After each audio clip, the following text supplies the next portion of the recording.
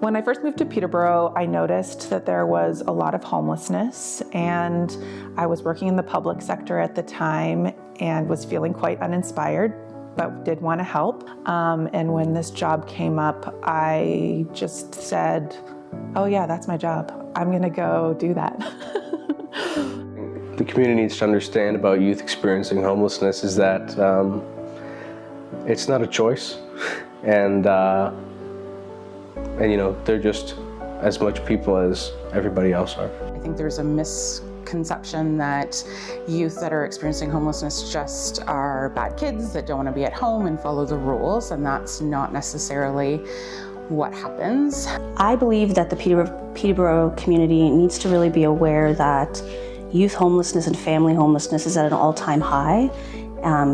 You know, a shockingly high number of families, especially during COVID, are experiencing homelessness in the community. It's a hidden homelessness that I don't think the community is always aware of. They have their own feelings and their own emotions, and they need to be recognized and reassured. The RISE Youth Housing Program is a transitional housing program that we have here in the community.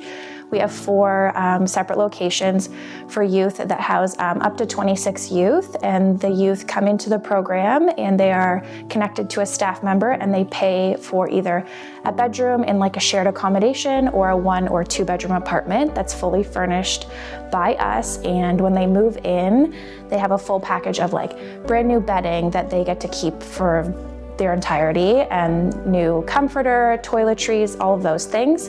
They sit down with their staff when they move in and they make an action plan. Yes, wouldn't have any of its programs if it weren't for donations that come in from the community.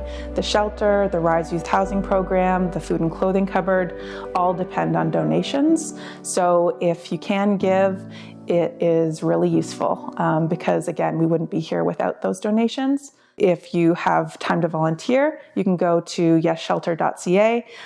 There are volunteer positions all the time.